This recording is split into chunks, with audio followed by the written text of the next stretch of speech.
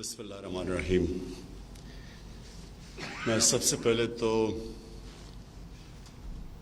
آپ سب کو یہاں آنے کا شکریہ ادا کرتا ہوں، اور جو میں تھوڑی مجھے دیر ہوئی اس کی معذرت بھی کرتا ہوں، کیونکہ آج بڑا ہمارا ہیوی شیڈیول تھا۔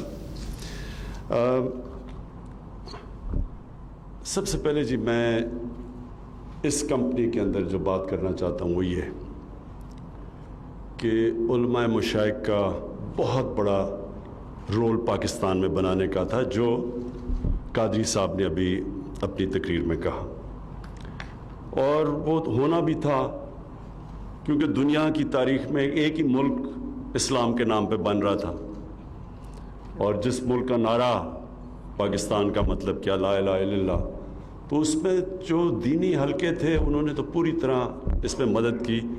شاید ایک آدھ ایسے تھے جنہوں نے مخالفت کی، لیکن زیادہ تر سارے نے قائد اعظم کے ساتھ کھڑے ہوئے۔ اور میں یہ بھی کہنا چاہتا ہوں کہ آپ کا آج ایک بہت بڑا رول ہے اس پاکستان کو وہ پاکستان بنانا جس مقصد کے لیے ملک بنا تھا۔ اگر آپ علامہ اقبال ان کی آپ ساری جو ان کا جو فلسفہ پڑھیں تو وہ ان کی جو خواب تھی پاکستان کی، وہ ایک بڑی عظیم خواب تھی، ایک بڑا ذہن تھا، اس کی خواب بھی بڑی تھی، اور جو وہ پاکستان کا تصور تھا وہ ایک زیادہ تر لوگ سمجھتے نہیں ہیں بدقسمتی سے۔ وہ یہ پاکستان کو دیکھنا چاہتے تھے ایک ایسا ملک جو کہ ایک ساری دنیا کے لیے ماڈل بنے گا کہ اصل میں اسلام کیا ہے، کیونکہ مسلمان اسلام سے دور ہوتے گئے۔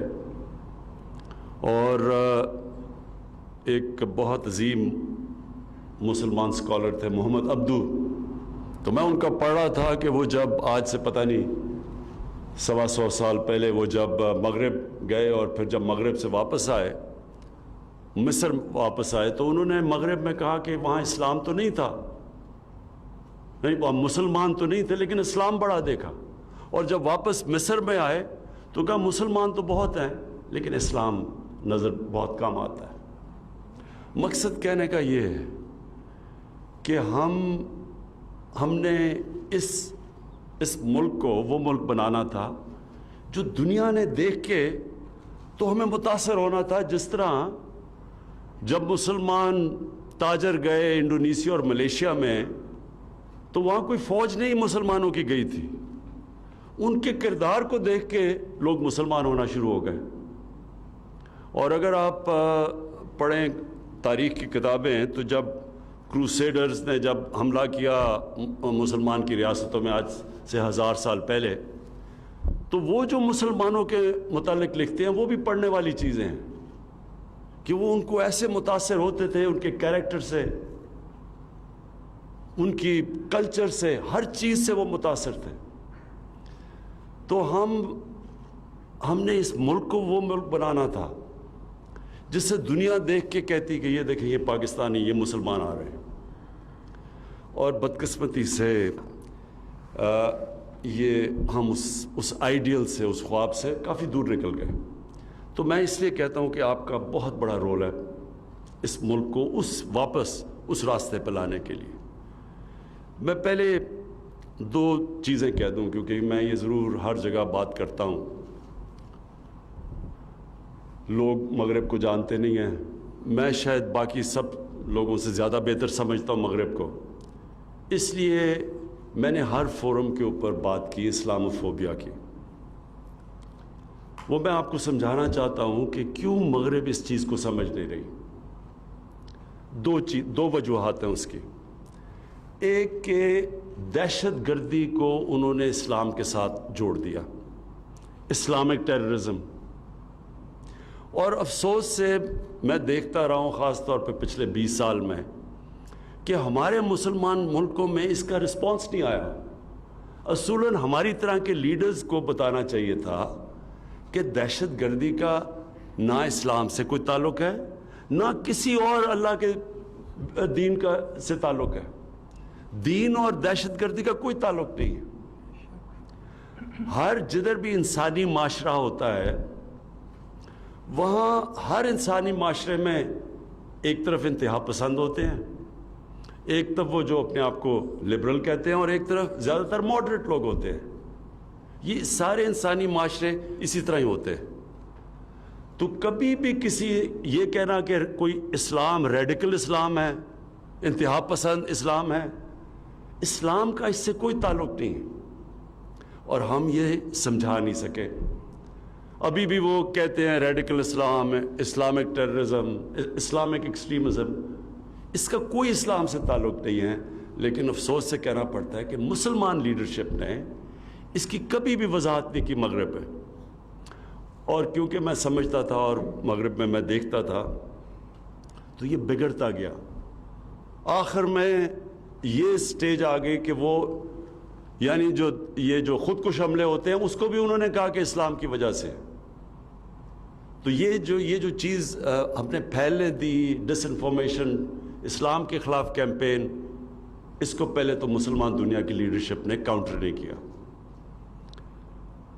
اور میں بار بار لوگوں کو سمجھاتا رہا کہ, اور باہر مغرب میں بھی ابھی بھی میں کہتا ہوں کہ خودکش حملے 9/11 سے پہلے جو سب سے زیادہ خودکش حملے کیے تھے وہ ٹیملز نے کیے تھے سری لنکا میں.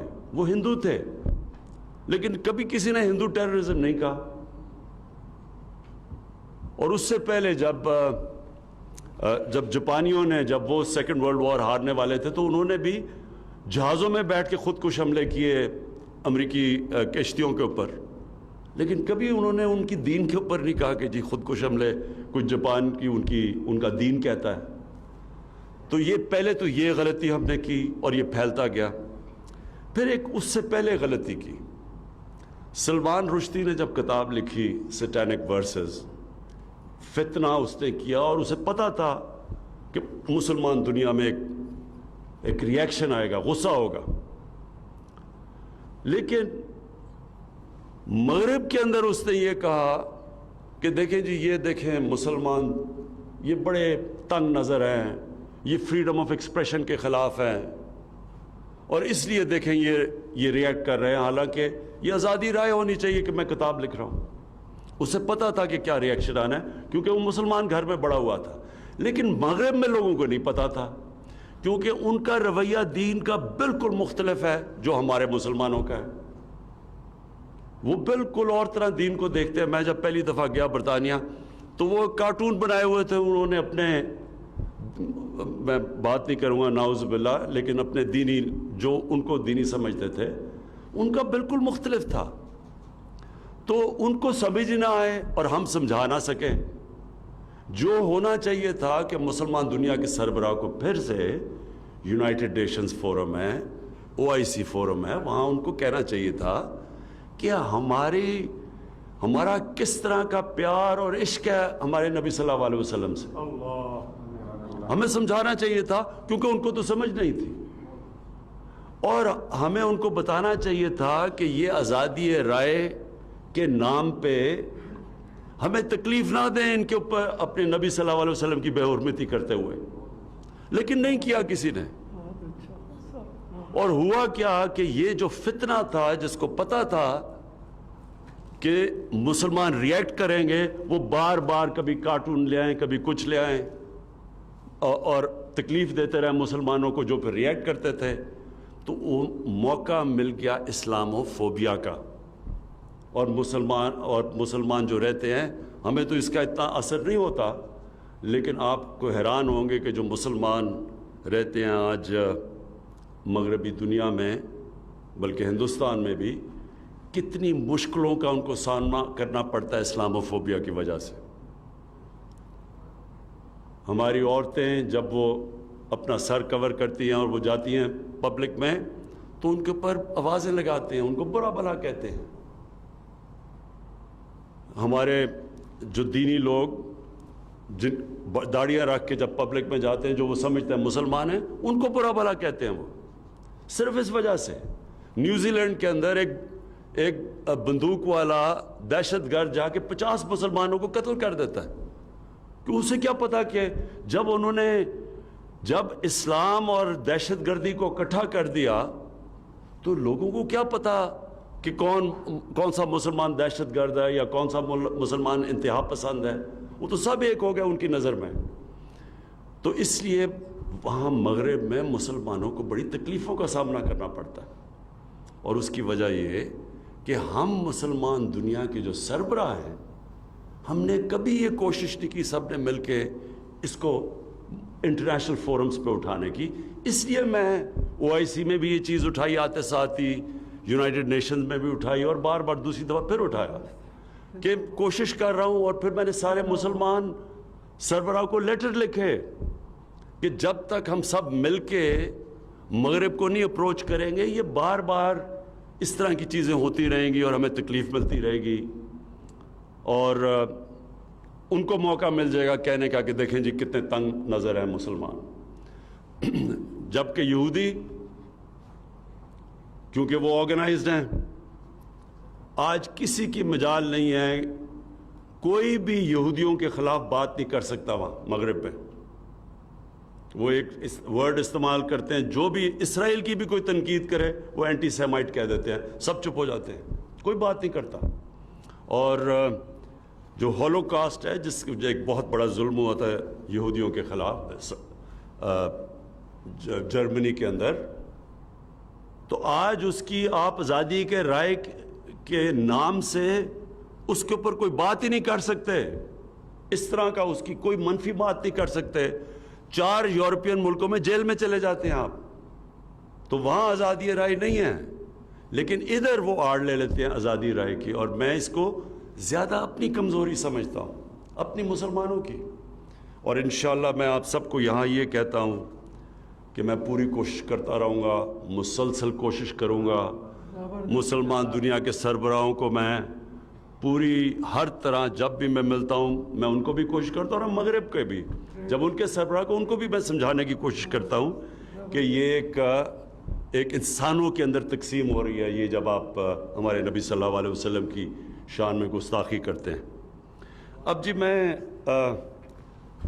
صرف آپ کو یہ بتا دوں کہ میرے نظر میں کوئی اسلام کا اسکالر نہیں ہوں، لیکن ایک طالب علم ہوں، اور میں کافی اسٹڈی کرتا ہوں اور کرتا رہا ہوں اور کافی دیر سے کر رہا ہوں۔ یہ میرا ایمان ہے کہ جو مدینہ کی ریاست تھی، کیونکہ وہ نبی صلی اللہ علیہ وسلم کی سنت تھی، کیونکہ وہ انہوں نے بنائی تھی، اور قرآن میں اللہ نے ہمیں حکم دیا تھا کہ ان کی سنت پہ چلو، تو یہ میرا ایمان ہے کہ جو بھی اس ریاست کے اصولوں پہ چلے گا اللہ اس قوم کو اٹھا دے گا،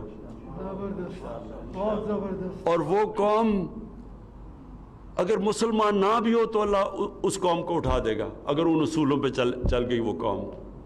اور کیونکہ میں مغرب پھرا ہوا ہوں تو میں آپ کو یقین دلاتا ہوں کہ میں نے ان قوموں کو جو محمد عبدو نے کہا تھا آج سے 125 سال پہلے، میں نے اپنی آنکھوں سے دیکھا مغرب میں۔ دیکھیں جو اصول انہوں نے بنائے تھے نا،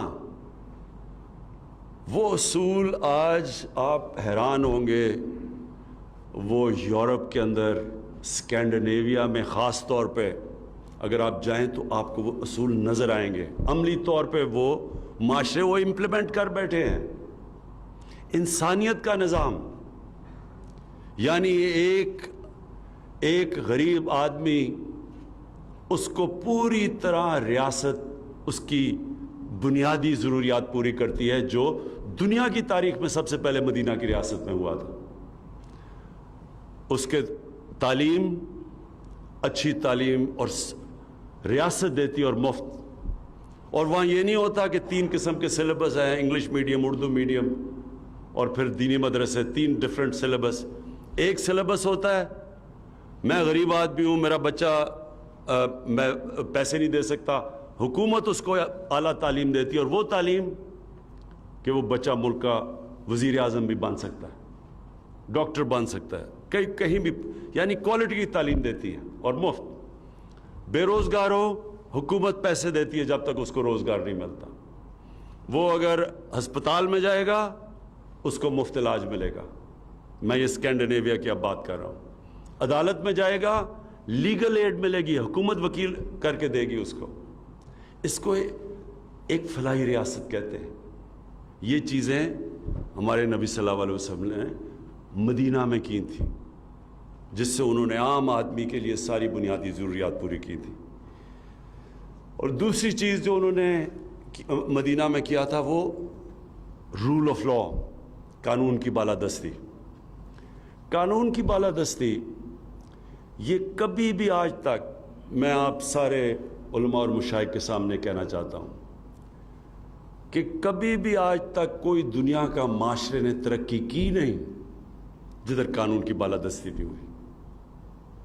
کوئی آج اٹھا کے دیکھ لیں, آج دنیا کے خوشحال ملک دیکھ لیں, سارے جتنی زیادہ قانون کی بالادستی, رول آف لا, جتنا انصاف کا نظام, اتنا ہی وہ ملک خوشحال ہے.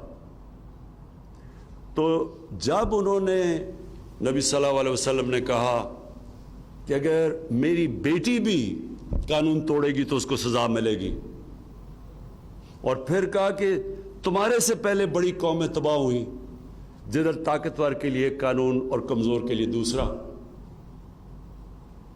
یہ یاد رکھیں کہ یہ ایک پورا فلسفہ ہے اس کے اندر.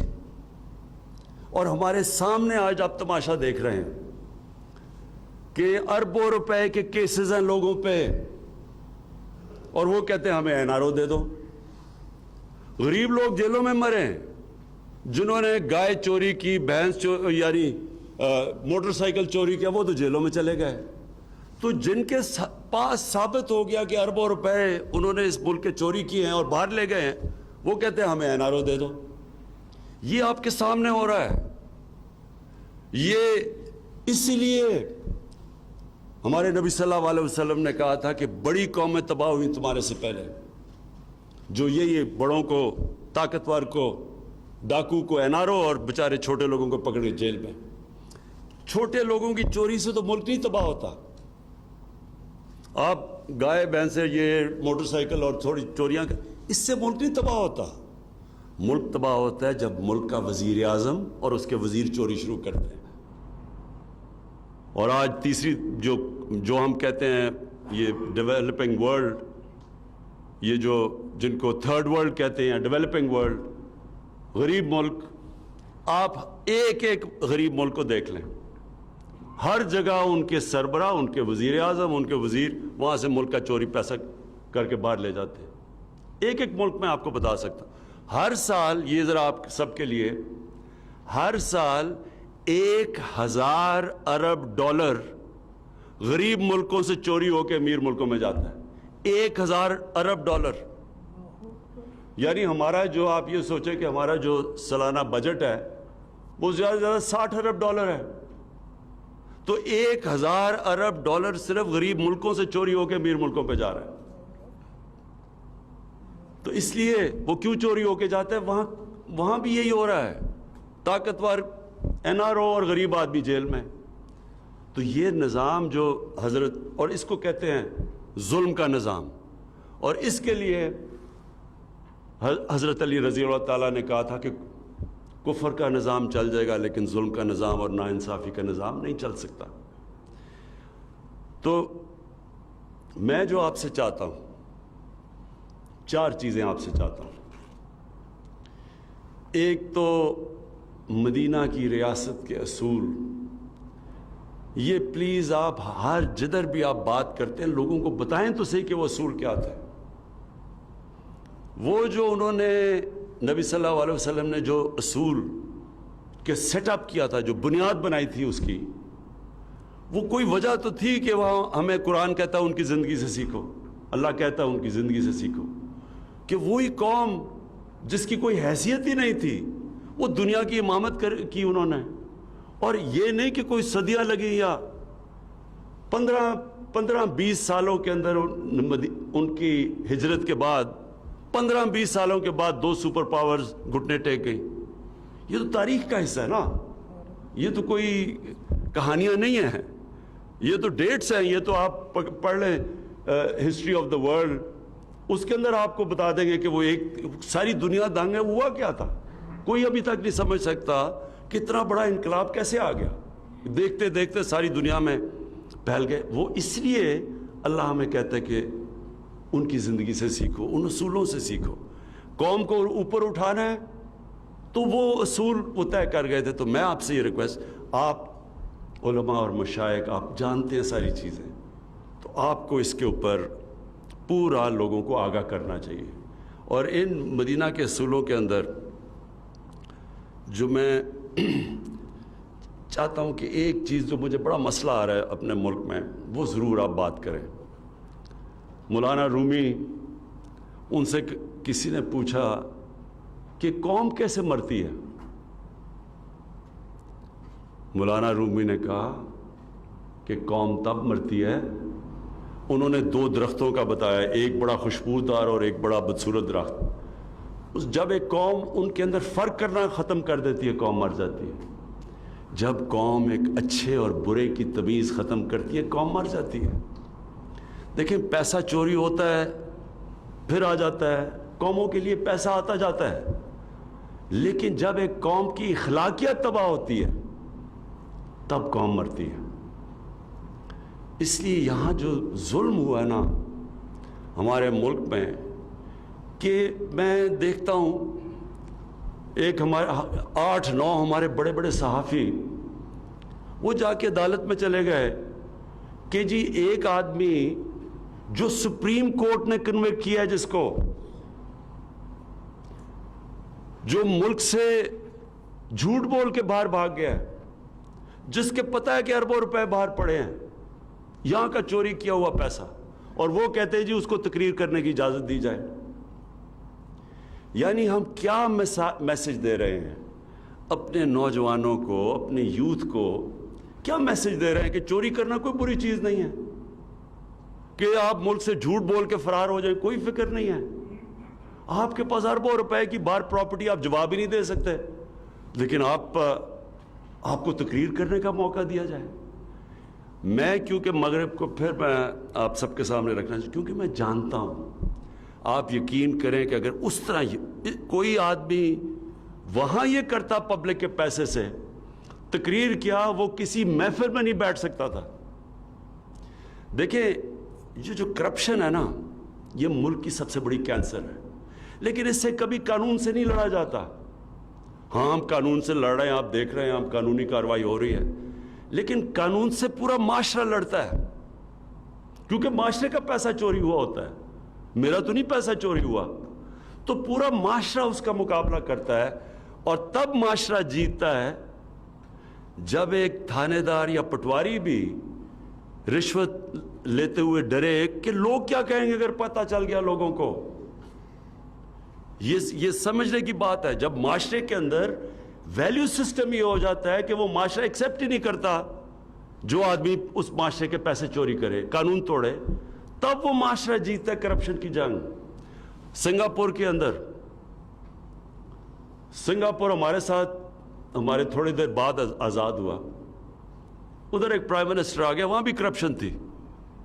اس نے آ کے, وہ خیر چھوٹا ملک تھا, اس نے آ کے آہستہ آہستہ آہستہ اس کو 5-10 سالوں کے اندر اس نے کرپشن پہ قابو پا لیا. لیکن پھر اس نے ایک اس طرح کی اخلاقیات سنگاپور کو دی کہ 15 سال کے بعد اس کے آنے سے اس کے ایک وزیر نے پیسے چوری کیے, کرپشن کی, وہ پکڑا گیا. وہ اور قریب تھا پرائم منسٹر کے, وہ قریب تھا وزیر. جب وہ پکڑا گیا اور اس نے کہا, اس کو جب سزا ہونی تھی, اس نے خودکشی کر لی. کیوں خودکشی کی؟ اس کو پتا تھا کہ معاشرے میں میری جگہ ہی حیثیت ختم ہو گئی ہے, اب میں نہ میرے رشتہ دار کہیں جا ہی نہیں سکیں گے, معاشرہ میں پوچھے گا نہیں. امریکہ کے اندر ایک برنی میڈوف, ایک نام, اربوں پتی بن گیا, اربوں پتی. اس کے اوپر فلم بھی بنی ہوئی ہے. وہ اس کے سارے بڑے بڑے امریکہ کے بڑے بڑے نام اس کو جانتے تھے, وہ پارٹیز ڈنرز پہ جاتا تھا. اس کے 2 بیٹے تھے اور ایک اور بیوی کے علاوہ 2 بیٹے تھے. وہ پتہ چلا 15-20 سال کے بعد کہ اس نے ایک بہت بڑی کرپشن کی. اب یہ ذرا آپ سنیں کہ کیا فرق ہوتا ہے معاشرے میں، کیسے معاشرہ کرپشن کا مقابلہ کرتا ہے۔ جب پتہ چلا اس کی بیوی نے اس کو طلاق دی، اس کے ایک بیٹے نے خودکشی کر لی، دوسرا بیٹا غم میں چلا گیا کہ جگہ کوئی نہیں ہے، وہ سٹریس کے اندر ہی مر گیا۔ یعنی یہ میں صرف اس کو آپ کو یہ کہہ رہا ہوں کہ اس سے خوف ہوتا ہے لوگوں کو کہ پکڑے گئے تو کیا ہوگا۔ تو ہمارے معاشرے میں بدقسمتی سے کرپٹ لوگ شام کو ٹی وی پہ بیٹھ جاتے ہیں، وہ جا کے ان کو ایسے رکھتے ہیں جیسے کہ پتہ نہیں یہ معاشرے کا حصہ ہے۔ جب آپ یہ لوگوں کو پیغام ہی نہیں دیں گے کہ یہ بری چیز ہے تو قانون بنانے سے تو نہیں کرپشن ختم ہوتی۔ تو میں آپ سے یہ یہاں ہیلپ چاہتا ہوں، کیونکہ اس میں تو بڑا واضح ہے، قرآن میں اللہ کہتا ہے ایک بد کردار آدمی اور ایک نیک آدمی کو ایک ترازو میں تو نہیں، آپ وہ ایک تو نہیں ہے، آپ ان کو ایک طرح تو نہیں ٹریٹ کریں گے۔ جب آپ سزا اور جزا یا اچھے برے کی تمیز ہی نہیں کریں گے تو برائی میں تو پھر کوئی بری چیز نہیں ہے۔ شارٹ کٹ ہے، میں پیسہ بنا، میں کیوں محنت کروں جب میں پیسے بنا سکتا ہوں۔ اچھا جی، دوسری چیز، 4 چیزیں آپ سے چاہ رہا تھا۔ دوسری چیز یہ کہ میں چاہتا ہوں کہ آپ جب بھی بات کریں تو لوگوں کو صفائی کی طرف لگائیں۔ ہم مغرب میں جاتے ہیں، وہاں صاف ستھری جگہ ہوتی ہیں، وہاں جائیں آپ، یعنی ہم کیوں نہیں صاف ہو سکتے؟ ہم کیوں نہیں؟ اس میں کوئی پیسے لگانے کی تو چیز نہیں ہے، یہ تو مائنڈ سیٹ ہے۔ تو میں چاہتا ہوں کہ جدھر بھی جو بھی موقع ملے آپ ضرور، کیونکہ آپ سب کے پاس آواز ہے، لوگوں کو سمجھائیں کہ جب نبی صلی اللہ علیہ وسلم نے کہا تھا کہ آدھا ایمان صفائی ہے تو کسی وجہ سے کہا تھا۔ ہم جو وضو کرتے ہیں یہ سمبولک ہے کہ ہم صاف لوگ ہیں۔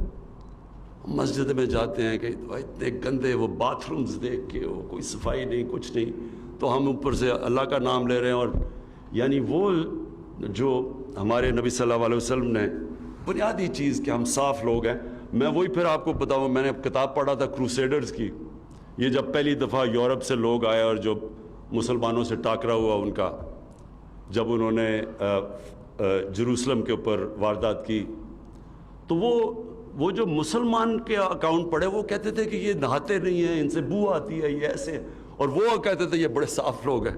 حمام پہلی دفعہ انہوں نے زندگی میں دیکھے تھے جب وہ پہلی دفعہ آئے، تو یورپ میں تو تھا ہی نہیں ایسا۔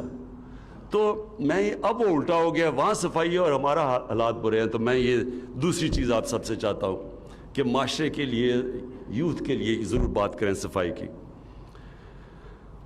اور پھر سب سے امپورٹنٹ چیز دیکھیں، نبی صلی اللہ علیہ وسلم نے کسی نے ان سے ایک دفعہ پوچھا، ایک قریش کا آدمی، اس نے کہا جی میں اب 60 سال کا ہوں، میں عادتیں نہیں بدل سکتا، میرا سارا قبیلہ مسلمان ہو رہا ہے تو مجھے بھی ہونا پڑ رہا ہے، تو اب میں عادتیں نہیں بڑھ سکتا، مجھے ایک چیز بتاؤ مسلمان ہونے کی کہ میں عادتیں بھی رکھوں اور مسلمان بھی ہو جاؤں۔ انہوں نے کہا سچ بولا کرو۔ دیکھیں، میں آپ سب سے کہتا ہوں کہ اس کے اوپر پلیز زور دیں، سچائی پہ، یوتھ پہ، بچوں پہ، سب پہ، جدھر بات کریں آپ کی پھر سے میں کہتا ہوں آواز ہے۔ یہ جو ہماری، کیونکہ پھر سے میں کانٹراسٹ بتا رہا ہوں، آپ یقین کریں جن ملکوں کو ہم کافر کہتے ہیں وہ بڑے سچے لوگ ہیں، اخبار پڑھا ہوتا ہے، ویسے کوئی بھی نہیں ہوتا وہاں، وہ پیسے ڈالتے ہیں، پیسے رکھتے ہیں اور اخبار اٹھا لیتے ہیں، وہاں تو کوئی پوچھنے والا نہیں ہے۔ ایک سچائی کا ایک پورا ایک ہمیں جہاد کرنی پڑے گی، کیونکہ بدقسمتی سے وہاں بھی ہمارے میں مجھے کئی دفعہ بڑا افسوس ہوتا ہے کہ ہمارے میں یہ ویلیو جو اتنا بڑا اسلام کا ویلیو ہے، سچ، یہ بھی ہم دور چلے گئے اس سے۔ اور آخر میں جو آپ سے بات کہنا چاہتا ہوں وہ یہ کہ جی لوگوں کو ہمیشہ اتحاد، یونٹی کی بات کریں۔ نبی صلی اللہ علیہ وسلم نے کیا کیا تھا؟ وہی مسلمان قبیلے تھے، بٹے ہوئے تھے، آپس میں لڑتے تھے، ان کی سب سے بڑی اچیومنٹ کیا تھی؟ انہوں نے ان سب قبیلوں کو اکٹھا کر دیا اور ایک قوم بنا دیا۔ ہمارے اندر یہ جو ڈویژنز ہیں، آپس میں ہم اختلاف ہوتا ہے تو وہ بندوقیں اٹھا لیتے ہیں، کوئی کچھ کرتا ہے، کوئی دوسرے کو کافر کہہ دیتا ہے۔ ویسے بھی معاشرے کے اندر یہ جو ہم آپس میں تقسیم کیے ہوئے ہوتے ہیں، یہ بہت بڑی رکاوٹ ہے ہم ایک عظیم قوم بننے میں، اور یہ ہے بھی نبی صلی اللہ علیہ وسلم کی سنت۔ کہ لوگوں کو یونائٹ کرنا. رحمت العالمین تھے, سب انسانوں کے لیے رحمت بن کے آئے تھے. وہ تو بلکہ انسانوں کے لیے, صرف مسلمانوں کے لیے نہیں, انسانوں کے لیے رحمت بن کے آئے تھے. تو یہ جو یونائٹ کرنا ہے یہ بہت بڑی ان کی سنت ہے.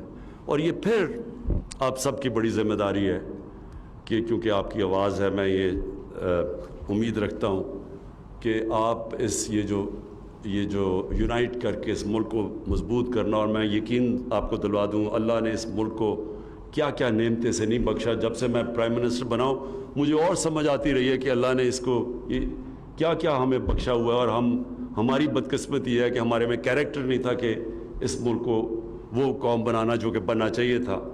تو یہ ایک جب ہم مدینہ کی ریاست کی بات کرتے ہیں, ایک جدوجہد کی ہم آغاز کرتے ہیں.